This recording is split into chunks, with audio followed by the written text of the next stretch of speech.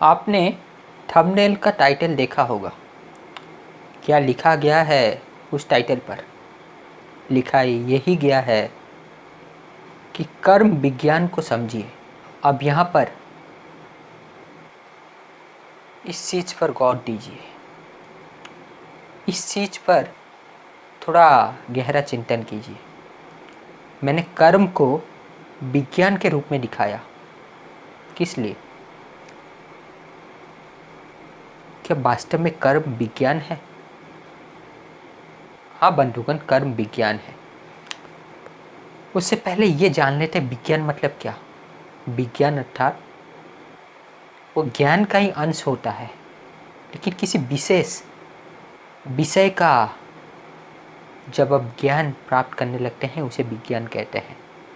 तथा विज्ञान का जो सिद्धांत होता है, विज्ञान का जो प्रिंसिपल होता है, विज्ञान का जो लॉ होता है, नियम होता है, कानून होता है, विधि विधान होता है, वो अगर एक बार लगता है, जैसे परिस्थिति में लगता है, तो उसको अगर आप दोबारा लगाएंगे उसी परिस्थिति में, उसी कंडीशन को फॉलो करते हुए, तो वो उसी तरह का ही रिजल्ट देगा। इसी को विज्ञान कहते हैं। यानी समय को नज़रअंदाज अगर कर दे तो जो विज्ञान का सिद्धांत है वो पहले जो था आज है कल भी रहेगा। जैसे मान लीजिए ग्रेविटेशन का लॉ, यानी गुरुत्वाकर्षण का जो बल हम पढ़ते हैं, क्या कहता है ये कहता है कि आप ऊपर की तरफ कोई भी चीज़ फेंक कर देखिए, वो नीचे चला आता है, ऊपर क्यों नहीं रहता, है ना? ऐसा इसलिए क्योंकि पृथ्वी अपने केंद्र की तरफ खिंचाव रखती है।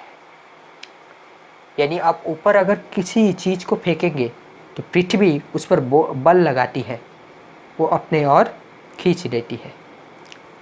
अब पृथ्वी का जो मास होता है, और ऊपर आप चाहे जितना भी बड़ा चीज़ फेंक दे, वो तो पृथ्वी के मास से बड़ा नहीं होगा, है ना?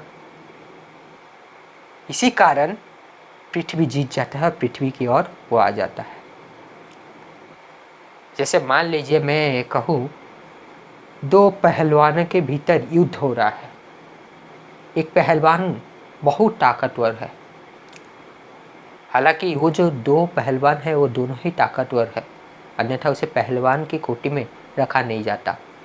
परंतु जब उन दोनों पहलवान की कंपैरिजन किया जाता है तब देखा जाता है एक पहलवान जो सबसे ज़्यादा ताकतवर है और बाकी जो पहलवान है वो उसके सामने उतना ताकतवर नहीं है। हाँ, वो पहलवान जो है वो आम मनुष्य, ऐसे हम जैसे साधारण मनुष्य के सामने बहुत शक्तिशाली होगा, परंतु वो जो दो पहलवानों की मैं बात कर रहा हूँ, उस एक पहलवान यानी जो सबसे ज़्यादा शक्तिशाली है उसके सामने ये अल्प पड़ जाता है, यानी कम आता है। मान लीजिए वो जो सबसे ज़्यादा ताकतवर पहलवान है वो 100 किलो का है और ये जो पहलवान है ये 80 किलो का है। तो जब इन दोनों के भीतर युद्ध हुआ, लड़ाई हुई, पहलवानी हुई, कुश्ती हुई, तो ये 100 किलो का आदमी जीत जाता है। क्यों? क्योंकि उसके पास ज़्यादा ताकत था, ज़्यादा बल था, है ना? लेकिन लड़ाई तो दोनों के भीतर होता है। ठीक उसी प्रकार बंधुगण, ये जो ग्रेविटेशन का सिद्धांत है, सिर्फ पृथ्वी उस चीज़ के ऊपर नहीं लगाती, अपितु वो भी अपने ओर खींचना चाहती है, लेकिन क्या होता है ना, पृथ्वी जीत जाती है क्यों ना वो ज़्यादा बलवान होती है। अगर कुछ भी समझ में नहीं आया तो ये समझ लीजिए कि पृथ्वी का एक गुरुत्वाकर्षण बल होता है जिसके कारण हम पैदल भूमि में रहते हैं, हवा में बहते नहीं रहते। अगर ये गुरुत्वाकर्षण का शक्ति नहीं रहता, ये बल नहीं रहता, तो हम आसमान में उड़ते रहते, हमें पक्षियों की तरह पंख नहीं चाहिए होता है ना।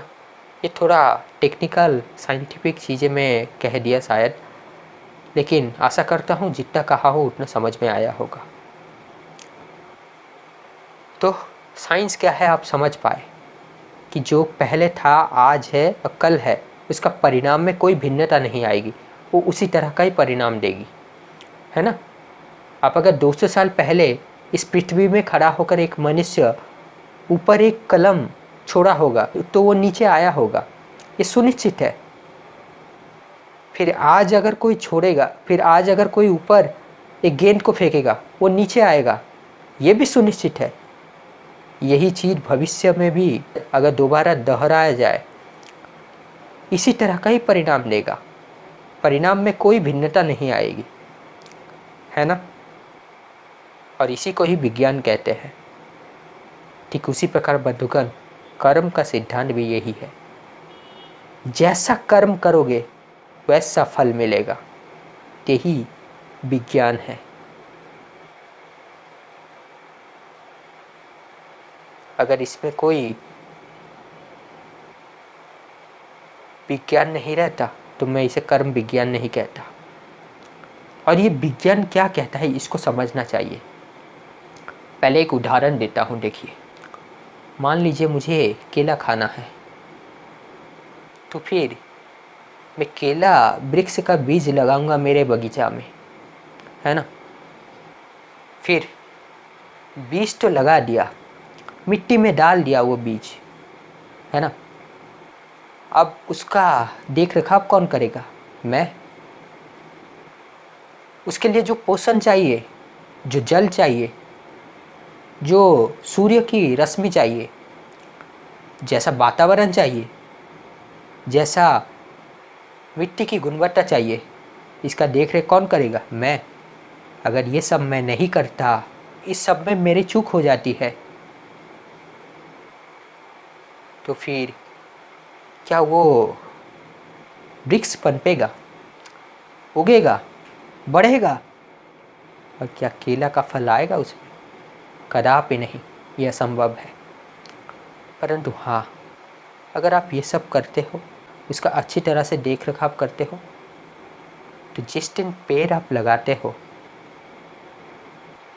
जिस दिन अपने बीज को मिट्टी में डाला, फल उस दिन नहीं आता, परंतु उसके कुछ समय बाद, कुछ दिनों बाद फल अवश्य आता है। और ये समय होता है पेड़ के बढ़ने का। और जब वो पूर्ण तरह से विकसित हो जाता है, और क्या चाहिए, उसमें फल लग जाते हैं, है ना बंधुगण। और यहाँ पर एक बात ये भी कह दूँ कि जो बीज हम मिट्टी में डालते हैं, इस बीज से एक बात स्मरण हो आया, बीज को डालने से पहले बीज की गुणवत्ता का आकलन कर लेना चाहिए, तथा उसी बीज से ही वृक्ष पनपेगा। परंतु उसी बीज को अगर सही मिट्टी में डाला जाए तभी, और सिर्फ सही मिट्टी में डालकर नहीं, उसके बाद उसको सही पोषण दिया जाए, सही तरह से देख रखाव करा जाए तभी, है ना। परंतु अगर उसी बीज को मैं अपने पैंट के पॉकेट में ही सुरक्षित रखा, ये मानकर चला कि ये इसी में ही सुरक्षित रहेगा, तो क्या कभी इसी बीज से पौधा उगेगा, वृक्ष आएगा? नहीं। वास्तव में एक छोटी सी बीज में ही ये संभावना होती है कि वो बड़ा वृक्ष का आकार ले और उसमें फल आए, है ना। क्या ये छोटे से बीज से वृक्ष नहीं बनता? हाँ, फिर उसी वृक्ष का फल से बीज आता है ना। ये भी एक तरह का कर्म का सिद्धांत हो गया, या फिर कर्म का चक्र। देखिए, बीज से वृक्ष बन रहा है, वृक्ष बड़ा होकर फल दे रहा है, अब फल से एक बीज निकल रहा है, फिर उस बीज से वृक्ष, फिर वृक्ष से फल, फिर फल से बीज, यानी सब अपने ऊपर आत्मनिर्भर है। अगर बीज खराब हो गया तो पौधा नहीं उगेगा, पौधा नहीं उगेगा, बढ़ेगा तो फल नहीं आएगा, तो फल नहीं आएगा तो और एक बीज नहीं आएगा। यानी एक गया तो पूरा चक्र ही बिगड़ जाता है। ठीक उसी प्रकार बंधुगण, जब हम कोई कर्म करते हैं तो उसके पीछे विवेक, ज्ञान, सद्बुद्धि का होना अति आवश्यक होता है। तनिक मात्र चूक, तनिक मात्र भूल क्या भवंडर पैदा कर सकता है आपके जीवन में, आपको पता नहीं। उदाहरण तो मैं अभी दे दिया, तनिक मात्र चूक हुई कि बीज को मैं तो मिट्टी में डाल दिया लेकिन उसका देख रखाव नहीं किया, या फिर देख रखाव तो किया, फल भी आया, लेकिन उससे जो बीज निकला उस बीज को अपने पॉकेट में ही सुरक्षित रखा, है ना। और एक चीज़, इस बीज को मान लीजिए सिर्फ नीचे डालना है, इसका मतलब ये नहीं कि इस बीज को लेकर आप एक रेतीला भूमि पर डाल देंगे। क्या रेत में डालने से पौधा उगेगा? कहिए, उत्तर दीजिए, मौन मत रहिए। आप मनुष्य है, पशु नहीं। प्रवचन सुनने मत आइए, मैं प्रवचन नहीं दे रहा हूं। स्वयं चिंतन कीजिए, मनन कीजिए। तो इसका उत्तर है नहीं। यानी हर एक चीज का ध्यान रखना अति आवश्यक हो जाता है और हर एक चीज को सही स्थान पर पहुंचाना अति आवश्यक हो जाता है। ऐसा नहीं कि 100 चीज़ें चाहिए तो उसमें से मैं 10-12 चीज़ें सही कर लूँ और बाकी सब चीज़ें बड़ा सही हो जाएगा, नहीं। हाँ, 10-12 चीज़ें सही कर दिए तो इसका मतलब ये है कि बाकी चीज़ें थोड़ा सहजता से प्राप्त हो जाएगा या फिर उसमें थोड़ा सहूलियत होगा, है ना। तो बंधुगण, अगर केला का फल चाहिए तो केला वृक्ष का बीज लगाना पड़ेगा और उस पर पानी डालना पड़ेगा, फिर लंबा समय तक, दीर्घकाल तक उसका रख रखाव, उसे पोषण देना पड़ेगा, है ना। तभी जाकर उसमें अच्छा फल आएगा और स्वादिष्ट केला का आप आनंद उठा सकेंगे। क्या सही नहीं कह रहा हूँ दोस्तों? अर्थात जो फल चाहिए वैसा ही बीज होना चाहिए।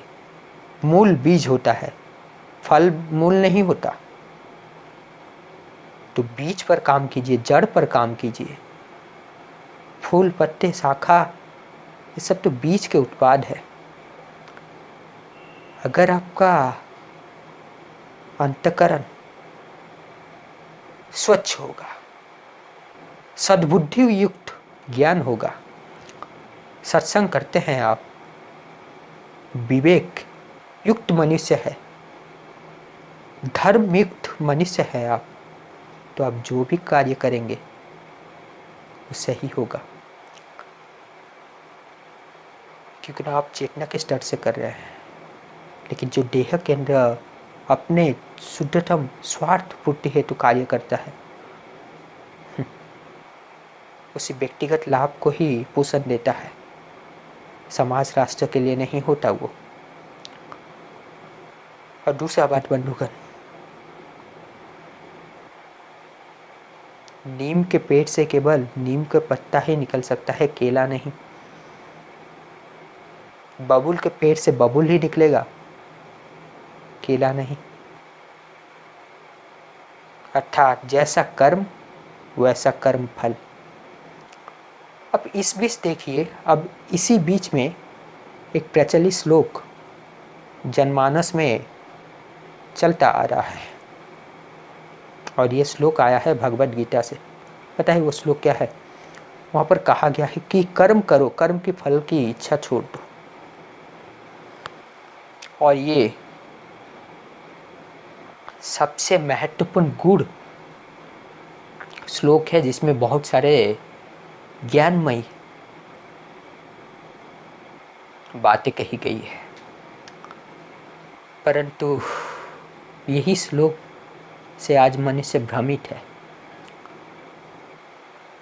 और इसी भ्रमित ज्ञान को फैलाते रहे हैं और उनके इस भ्रमित ज्ञान से आज अर्थ का अनर्थ बन गया है। पहले देखिए बंधुगण, ये कौन कह रहा है और किसको कह रहा है। दूसरा, कब कहा गया है। तीसरा, क्यों कहा गया है। चौथा, किसको कहा गया है और किस लिए कहा गया है, तथा ये कौन सी किताब का अंश है ये। अब देखिए बंधुगण, समय था कुरुक्षेत्र का युद्ध, न्याय युद्ध का समय था। वहाँ पर एक महारथी अपने स्वजन, अपने मित्र, बंधु बांधव, सखा, आचार्य, गुरु को देखकर भ्रमित हो जाता है, बेचैनी छाने लगती है उसके सामने। ये सोचने लगता है कि जिनको मैं आज तक गुरुजन मानते आया हूँ, जिनके गोद में मैं खेला हूँ, जिसके देख रेखाव में मेरा परवरिश हुआ है, जो आयु में मुझसे बहुत बड़े हैं, क्या उनके ऊपर शस्त्र चलाना, क्या उनके ऊपर बाण संधान करना महापाप की श्रेणी में नहीं आता। इससे भला तो ये होगा कि मैं इन पर बाण संधान नहीं करूं, इन पर अष्टाघात नहीं करूं, ये सब छोड़कर जाकर संन्यास ले लूं। इससे मैं ये महापाप से छूट जाऊंगा, है ना। बंधुगण, एक चीज ध्यान रखिएगा, अज्ञानता और भावना, इन दोनों से निर्णय लेना मतलब दुर्गति की ओर बढ़ना। आप अंग्रेजी में एक वर्ड सुने होंगे, वो होता है इमोशनल इंटेलिजेंस, यानी भावना के ऊपर लॉजिक को प्रधानता देना,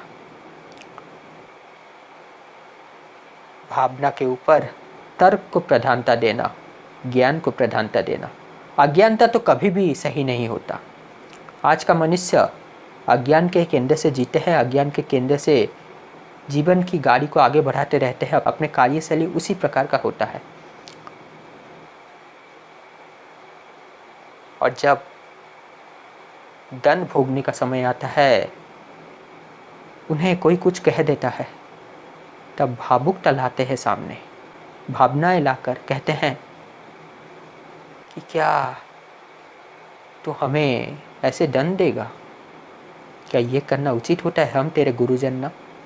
वहाँ पर आपका उत्तर यही होना चाहिए, तब कहाँ गया था आपका ये गुरुजन, ये ज्ञानमयी बातें, जब आप कुकर्म कुकृत्य कर रहे थे, तब ये सब नहीं सोचेंगे। तब अज्ञानमयी केंद्र से वो सब कार्य, वो सब कुकृत्य को आगे बढ़ाते रहेंगे। लेकिन जब उनके ऊपर कोई आवाज़ उठा देता है, कोई उनके कुकृत्य के बारे में कहता है, तब वो ये कहेंगे कि वो गुरुजन है, तुम्हारे संबंधी है, रिश्ते नाते हैं, क्या उन पर कोई ऐसे बातें करता है क्या, है ना। और कुछ इसी तरह का बंधुगण अर्जुन भी सोचने लगा था। उसे कोई कह नहीं रहा था, लेकिन वो सोच रहा था, है ना। परंतु ये सौभाग्य कह लीजिए कि उसके पास कृष्ण जैसा मार्गदर्शक और पथ प्रदर्शक थे। तब उन्होंने उन्हें सच्चाई का राह दिखाया, बोध का राह दिखाया, ज्ञान का राह दिखाया, वास्तविकता का राह दिखाया। संसार की वास्तविकता से, नश्वरता से और मोह का माया जाल को काटा उन्होंने। तभी जाकर वो समझ पाए कि ये न्याय युद्ध किस प्रकार है। वास्तव में वो युद्ध इसने नहीं लड़ा गया था कि पांडवों को जो चाहिए था, जो उनका अधिकार था, वो मिल जाए। नहीं, युद्ध का मूल उद्देश्य ये था कि पांडवों की विजय हो या फिर वो परास्त हो जाए, ये फर्क नहीं पड़ता। परंतु अधर्म को कड़ी टक्कर देना ये एक धर्मयुक्त मनुष्य का कर्तव्य होता है। तथा अगर पांडव वहीं से पीछे हट गए, यानी इस संसार को छोड़ दिए अधर्म पापी मनुष्य के हाथ, तो सोचिए इस संसार का हालत क्या होगा। अगर युद्ध नहीं किए तब भी इस संसार का दुर्गति बिगड़ना तो सुनिश्चित था, और युद्ध करने के बाद नाश तो होगा परंतु पापियों का विनाश भी होगा। दोनों ही ओर से विनाश तय है, निश्चित है, परंतु युद्ध ना करके जो खेती होने वाला है वो बहुत भारी खेती होने वाला है। चारों ओर अधम व्याप्त हो रहा था और भी व्याप्त होता जाएगा और भी सशक्त हो जाएगा। इसीलिए वहाँ पर अधर्म को परास्त करना यही धर्म होता था। क्योंकि ना जब शक्ति अधर्म के हाथ में चली आती है तब सिर्फ अपराधी बढ़ता है, अधर्म ही बढ़ता है, कुरीति कुप्रचार होता रहता है। ऐसा करता हूँ समझ पा रहे होंगे बंधुगण। तो जैसा फल आप चाहते हैं वैसा ही बीज डालते जाइए। फल को मत देखिए, शाखाओं को मत देखिए, पत्ते को मत देखिए। ये फल, शाखा, पत्ते यानी धन, वैभव, प्रसिद्धि, प्रशंसा है, ये सब किस लिए है?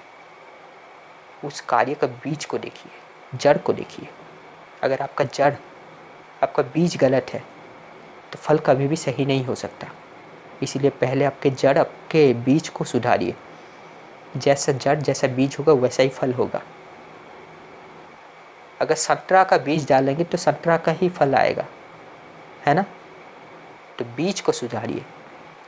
और बंधुगण, अधर्म जहाँ भी पनप रहा हो उसको जड़ से उखाड़ कर फेंकिए। क्योंकि ना फल काटेंगे तो कुछ फर्क नहीं पड़ेगा, कुछ समय के लिए शांति आ सकती है, लेकिन वो अधर्म वृक्ष का जड़ तो अभी भी है वहाँ पर अस्तित्व में। वो फिर से पनपेगा, फिर से अधर्म में वृद्धि करेगा, अपराध में वृद्धि करेगा। तो बंधुगण, आशा करता हूँ कर्म विज्ञान के रहस्य के बारे में आपने समझ पाया। मेरा शुद्धतम बुद्धि के हिसाब से मैं जितना भी समझ पाता हूँ उतना आपके सामने प्रस्तुत करके रख देता हूँ।